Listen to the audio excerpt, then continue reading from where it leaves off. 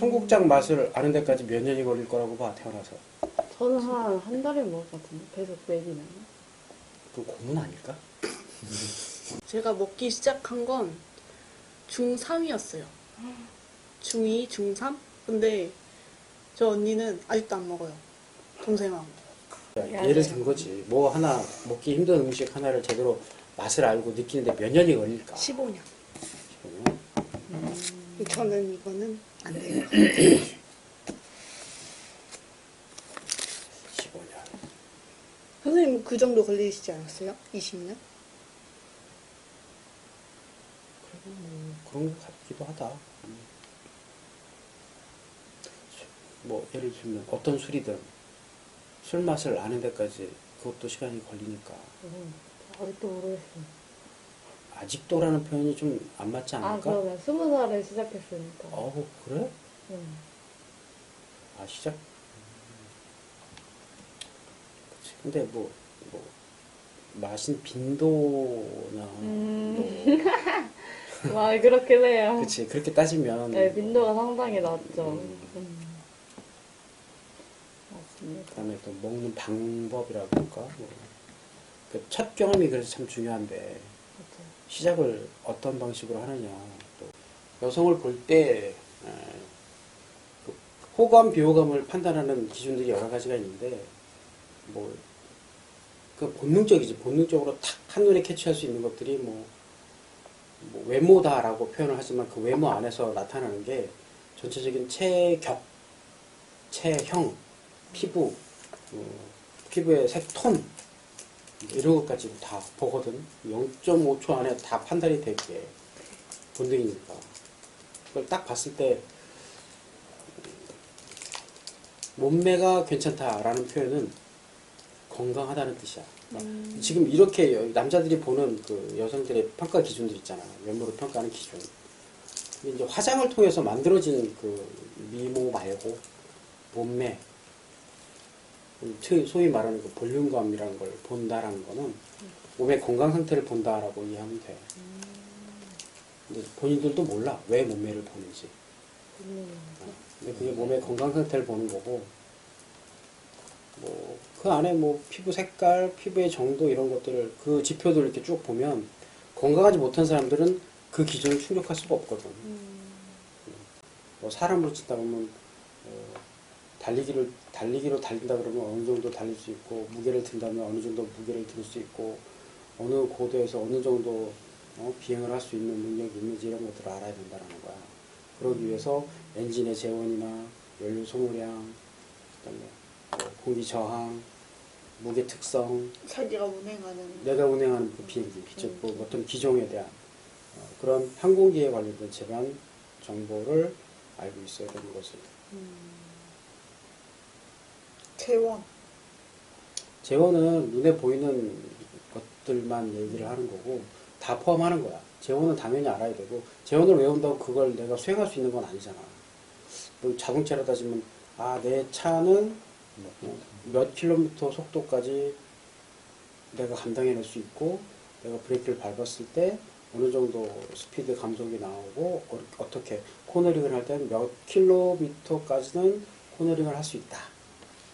예를 들면 몇 명을 태우고 어느 정도 속도로 어느 정도 내가 갈 수 있다. 이 정도는 내가 알고 있어야 되는 거지, 운전을 할 때. 내 차의 퍼포먼스를 알아야 되는 거야. 그래야 거기에 맞게 안전하게 운전을 한다는 얘기지. 예를 들면 연료가 지금 연료 경고등이 들어왔어. 아니면 경고등이 들어오기 전 한 칸 남았어. 근데 고속도로가 지금 꽉 막혀서 밀려있다. 이 정도로 내가 갈 수 있는 거리, 지금 공회전을 하고 있는 상태에서 몇 시간을 버틸 수 있는지, 더 나아가서는 극한의 상황도 많이 일어나거든.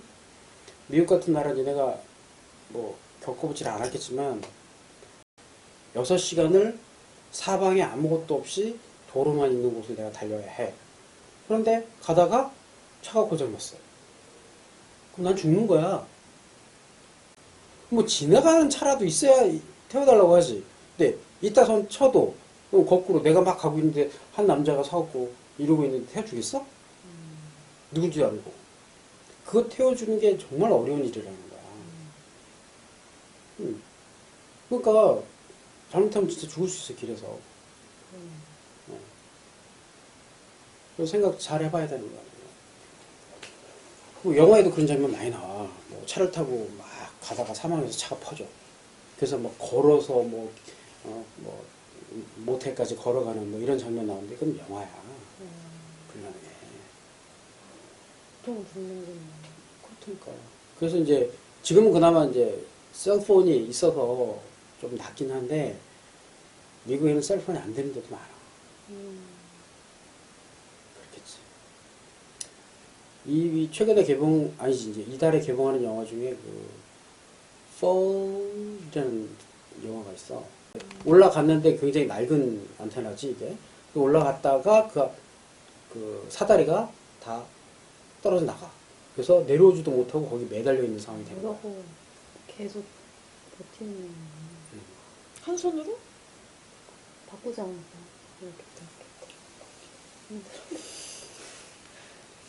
아무튼 뭐 그런 영화인데 뭐 그런 것들도 있고 어쩌지 뭐 그런 극한의 상황에서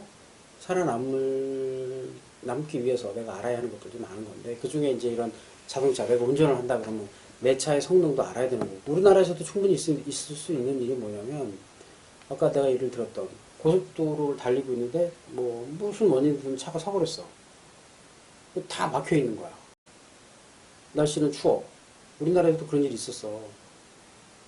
교통사고 때문에 차가 막혀 있고 아니면 뭐 갑자기 폭소리 내려가지고 가지도 오지도 못하고 작년인가? 겨울에 있었는데 기계를 다루는 입장에서는 내가 다루는 기계의 퍼포먼스를 정확하게 알고 예측도 해야 하고 대응도 해야 한다는 거야.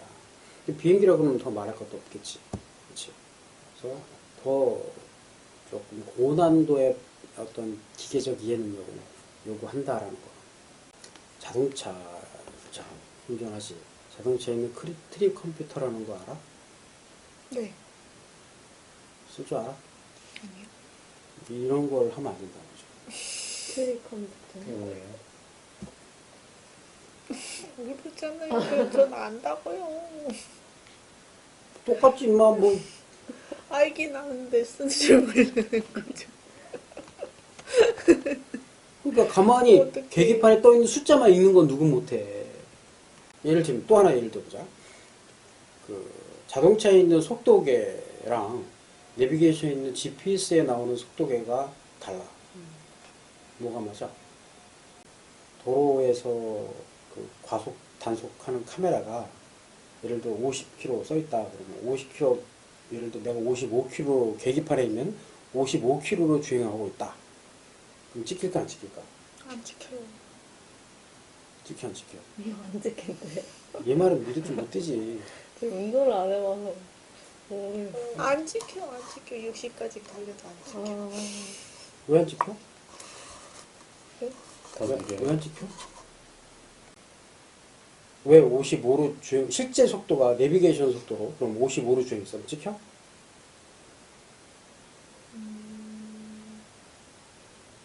내비게이션 속도로요? 내비게이션 속도가 55. 50도로에? 그거 튈 수, 답변 못하네. 그건 튈 수도 있고 안 튈 수도 있고. 근데 그래서 이제 내가 알아야 된다라고 하는 게 내가 실제 달리는 속도랑 내 계기판에서 실제 지시하는 속도랑 얼마나 차이가 있는지를 알아야 된다는 거야. 그런 게 인스트루먼트 스킬에 들어가는 거야. 내 차가 제대로 제 성능이 나오는지 어느 정도 오차가 있는지 그다음에 내가 타이어를 교체했다든지 뭐 타이어에 바람이 빠졌다든지 그 왜 아까 연료계 이런 것들도 얘기했고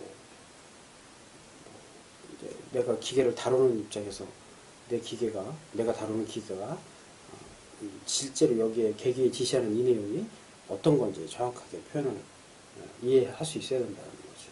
근데 이제 항공업계로 들어왔고 조종사라는 직업을 가졌을 땐 이것도 전문직이다 보니까 그냥 어딘가에 작은 회사 하나에 소속이 돼갖고 그 회사에서 계속 그냥 월급 받는 조종사가 끝나는 게 아니라 본인의 커리어를 계속 쌓아서 좀 더 나은 쪽으로 이직도 하고 뭐 자기가 창업을 할 수도 있는 거고 지금 이제 이후에 해야 할 여러 가지 이야기들이 이제 나오게 되는데 그런 이제 직무를 해보기 위해서라도 거기에 적절하게 맞는 커리어를 만들어야 한다 그 얘기인데 그 커리어를 만들기 위해서 많은 어떤 시간과 노력 그다음에 돈이 필요하니까 때 되면 뭐 받는 게 좋지 뭐 나보다 어린애가 나보다 더 받는 꼴은 난 못 봐 이런 사고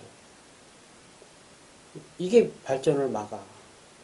나보다 어리건 나보다 후배건 하는 일이 나보다 더 어려운 일을 하고 있으면 더 받아야 되는 게 맞지 않아? 그게 요즘 MZ 세대들의 공정 아니야? 맞아. 그래서 아니다 저래서. 근데 그런 회사를 좀 추구하고 만들고 또 근데 그렇게 말하는 본인들은 과연 그렇게 꾸준히 노력을 하고 있느냐? 진짜 여기서 말하는 커리어를 제대로 쌓고 있느냐? 이거 다시 되짚어봐야 할 필요가 있는 거죠. 소위 말하는 열정 페일 말하는 거야? 네. 그런 말이 여기 섞겠니? 파일럿 되겠다는 책인데. 누가 퍽이나 되겠다 파일럿. 각오하라고요. 아니 그 얘기가 아니야. 그런 내용이 아니란 말이지. 우리나라 사람들은 이거 절대 이해 못해. 우리나라 어떤 조종사 이 생각으로 조종하는 사람 난 없다고 봐. 그만큼 노력하고 힘든 여정인데 그럼에도 불구하고 우리나라는 조종사 그러면 돈 많이 버는 직업이니까 그거 가야지 그러고 그냥 투자해갖고 그거 하지만 여기는 아니란 말이야. 아, 마치 우리나라 소방관 같은 그런 개념도 포함이 돼 있는 그래서 헌신이라는 말이 나오는 거야. 굉장히 어렵고 힘든 커리어지만 그로 인해서 뭐 얼마나 많은 돈을 받고 그게 아니라 기여와 헌신이라는 것이 그로 돌아오는 보상이 더 큰 가치다. 조종사라는 직업이 그만큼 의미 있는 직업이다. 뭐 여기 이제 그 다음에 하는 여러 가지 이제 뭐 여러 가지 비행 항공 관련된 직업들 쭉 나올 텐데 그런 직업을 과연 어떤 직업적 소명 의식을 말하는 거야 한마디로. 단순히 직업 그러면 우리나라에서 대부분의 사람들은 그냥 무슨 소명 같은 소리, 소명 같은 소리 하는데 돈만 벌으면 되지 이런 생각이 대부분이지. 그렇게 일을 하니까 직업적 가치도 못 느끼고 보람도 못 느끼고 보람은 얼어 죽을 빨리 더 돈 버는 대로 이색해갖고 뭐 어쩌고저쩌고 이런 소리를 하고 있는 거야. 아무리 열악하고 힘든 상황에서 일을 하더라도 소명의식 가지고 일을 하면 하다못해 그게 쓰레기 줍는 일을 한다고 하도 보람을 느낄 수 있고 내가 삶의 어떤 가치를 거기다 부여할 수 있는 거야. 이게 스스로를 내가 아무리 가치 있는 일을 하고 있다 한들 스스로가 스스로를 돈벌이 수단으로 그 직업을 전락시켜버리면 거기서 무슨 만족도가 나와.